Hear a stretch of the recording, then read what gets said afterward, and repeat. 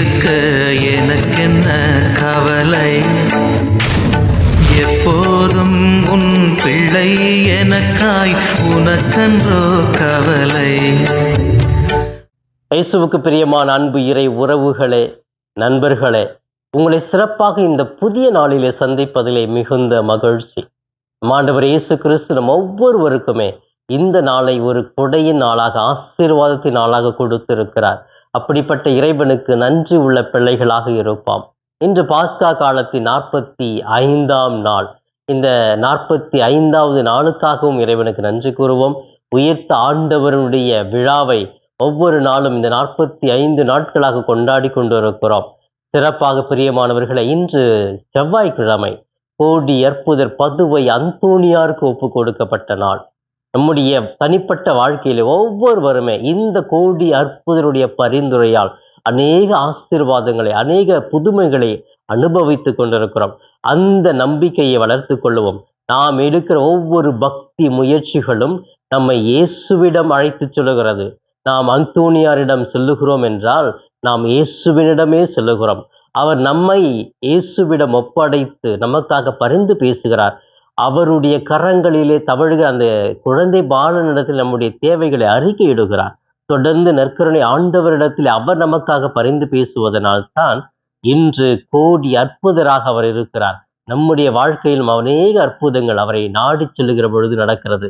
எனவே இந்த செவ்வாய்க்கிழமை வேளையிலே அந்தோணியார் ஆலயங்களுக்கு செல்லுவோம். அந்தோணியார் சுரூபத்திற்கு முன்பாக சென்று நாம் ஜெபிப்போம். நிச்சயமாக இவருடைய பரிந்துரை, இவருடைய மன்றாட்டு தொடர்ந்து இயேசுவினிடத்திலே அவர் வைக்கிற ஒவ்வொரு பரிந்து பேசுதலும் நமக்கு கிடைக்கும் என்ற நம்பிக்கையை வளர்த்து கொள்ளுவோம். ஆண்டவரை இறுக பற்றி கொள்ளுவோம். பிரியமானவர்களை, சிறப்பாக இன்று நம்முடைய தாயாம் திரு அவையும் நம் ஆண்டவர் இயேசுவும் நமக்கு கொடுக்கிற இன்றைய மன்னா யோவா நற்செய்தி 17ஆம் அதிகாரம் 1 - 11 முடிய பகுதிகள் கொடுக்கப்பட்டிருக்கிறது. இந்த பகுதியை நான் வாசிக்கிற பொழுது இயேசு கிறிஸ்து தன்னுடைய கடமையை நிறைவேற்றிவிட்டு ஆண்டவரிடத்திலே ஜெபிக்கிறார். தன்னுடைய தந்தையிடத்திலே ஜெபிப்பதைத்தான் இந்த நற்செய்தியிலே நாம் சிறப்பாக படிக்கிறோம். அன்பானவர்களே, சிறப்பாக இந்த நற்செய்தியிலே இயேசு தன் தந்தையிடத்திலே சென்று இவ்வாறு சொல்லுகிறார்: தந்தையே, நீர் கொடுத்த அந்த மீட்பு எனக்கு நிறைவாக இருந்தது. அந்த மீட்பை நான் மக்களுக்கு கொடுத்தேன். நீர் சொன்ன ஒவ்வொரு வார்த்தைகளையும் மக்களோடு நான் பகிர்ந்து கொண்டேன். அவர்கள் இப்பொழுது என்னை முழுமையாக நம்புகிறார்கள். நான் செய்த ஒவ்வொரு அற்புதங்களையும் முழுமையாகவே நம்புகிறார்கள். எனவே இவர்களை உம்முடைய பாதத்திலே ஒப்பு கொடுக்கிறேன். என்னை நீர் பராமரித்ததை போன்று, என்னை நீர் பாதுகாத்ததை போன்று என்னை பின்பற்றின ஒவ்வொருவரையும் நீர் பாதுகாப்பீராக, அவர்களுக்கு தேவையானதை எல்லாம் கொடுப்பீராக என்று சொல்லி நீர் எனக்கு கொடுத்த அந்த கடமையை நிறைவேற்றி விட்டேன். மகிழ்ச்சியோடு ஜெபிக்கிறேன். நான் செல்லுகிறேன். என்னுடைய கடமை முடிந்து விட்டது. ஆனாலும் என்னுடைய சீடர்களையும் எனது பிள்ளைகளையும் நீதான் பாதுகாக்க வேண்டும் என்று சொல்லி ஒரு ஜெபத்தை ஏறெடுக்கிறார் நம் ஆண்டவர் இயேசு கிறிஸ்து. பிரியமானவர்களே, இப்படி இயேசு கிறிஸ்து தன்னுடைய மக்களை தந்தையிடத்தில் ஒப்படைத்து விட்டு இறுதியாக செல்ல இருக்கிறார். தந்தையே, நீர் அவர்களை பார்த்து கொள்ளும் என்று சொல்லி நீர் கொடுத்த அந்த பணியை நான் மண்ணுலகிலே வந்து செய்தேன். மக்கள் என்னை நம்புகிறார்கள் என்று இறுதியாக சொல்லுகிறார். இத்தனை நாட்களாக இந்த நம்பிக்கை அவர்கள் மத்தியிலே வருவதற்காகத்தான் நான் அனைத்தையும் ஏற்றுக்கொண்டேன்.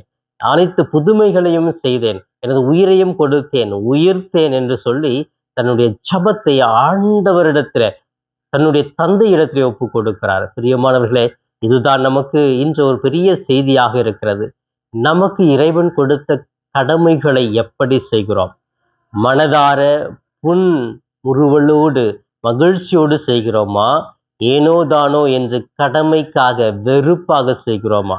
நமது பணியை நிறைவாக முடித்துவிட்டு இறைவனுக்கு நன்றி சொல்ல வேண்டும். இறைவனுக்கு நம்மையே ஒப்பு கொடுக்க வேண்டும். அதுதான் சிறப்பான ஜபமாக இருக்கிறது என்று சொல்லி இயேசு கிறிஸ்து தன்னுடைய வாழ்க்கையின் மூலமாக ஒரு பெரிய சாட்சியாக இந்த நற்செய்தி பகுதியிலே கூறுகிறார்.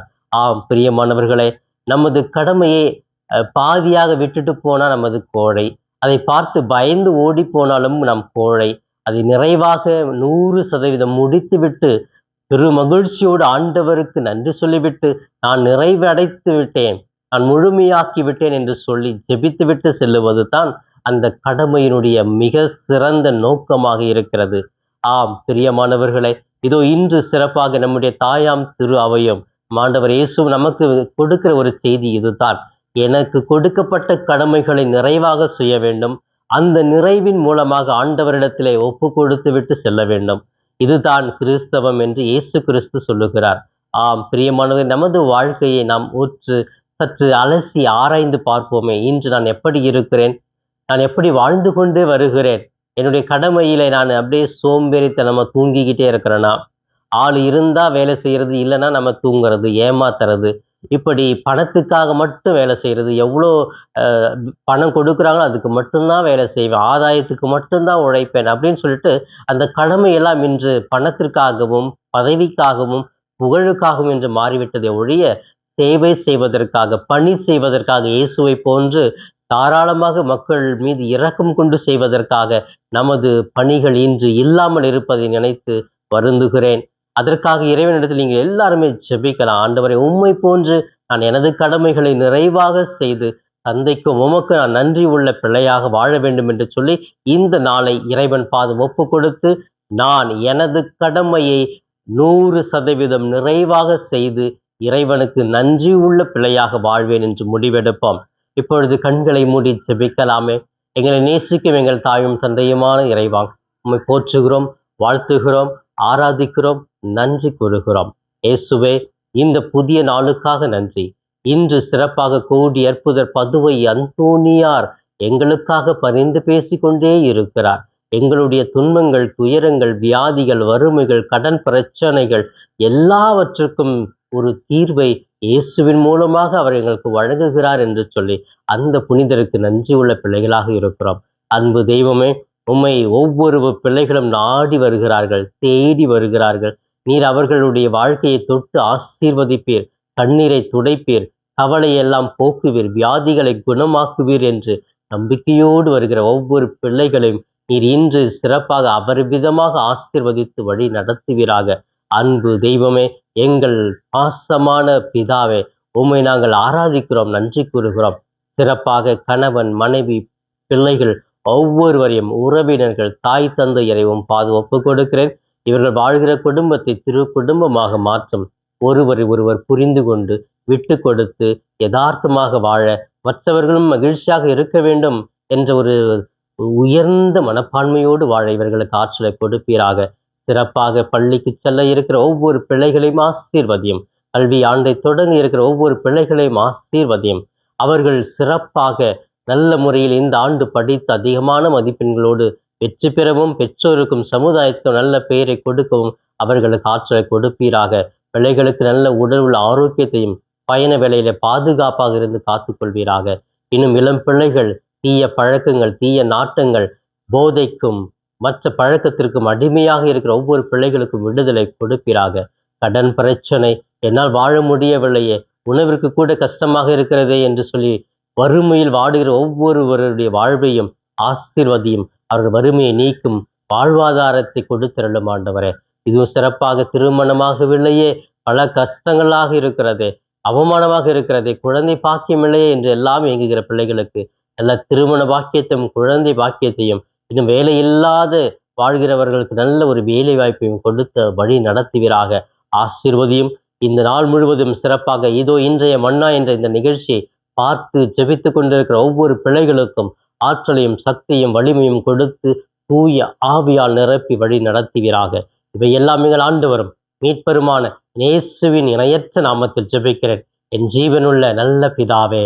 ஆமேன், ஆமேன். பிரியமானவர்களே, இந்த நாள் இனிய நாளாக, இறை அருளை நிறைவாக பெறும் நாளாக இருக்க வாழ்த்துகிறேன்.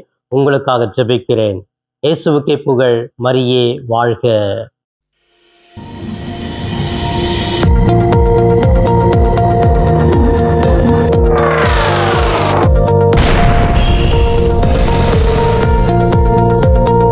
நண்பர்களே, இந்த காணொளியின் மூலமாக உங்களை சந்திப்பதில் மிகுந்த மகிழ்ச்சி. இந்த காணொளியை முழுமையாக பார்த்த உங்களை வாழ்த்துகிறேன். தொடர்ந்து ஃபாதர் தாஸ் கேப் யூடியூப் சேனலை பாருங்கள், ஜெபியுங்கள், இறைவன் மீது இருக்கிற நம்பிக்கையை ஆழப்படுத்துங்கள். உங்களுக்காக தொடர்ந்து ஜெபிக்கிறேன். இறை ஆசிர் என்றும் உங்களோடு இருக்கட்டும். இறைவனுடைய அமைதி உங்கள் உள்ளத்திலே குடிகொள்ளட்டும். உங்களுடைய குடும்பம் சமாதானத்தோடு வாழட்டும். நீங்கள் எடுக்கிற ஒவ்வொரு முயற்சிகளும் ஆசீர்வதிக்கப்பட நான் தொடர்ந்து ஜெபிக்கிறேன். தொடர்ந்து இந்த சேனல் ஃபாதர் தாஸ் கேப் யூடியூப் சேனலை சப்ஸ்கிரைப் செய்துவிட்டு தொடர்ந்து வருகிற ஒவ்வொரு காணொளியும் பார்த்து இந்த யூடியூப் சேனலை தாங்கும்படி உங்களை பாசத்தோடு கேட்டுக்கொள்கிறேன். நன்றி.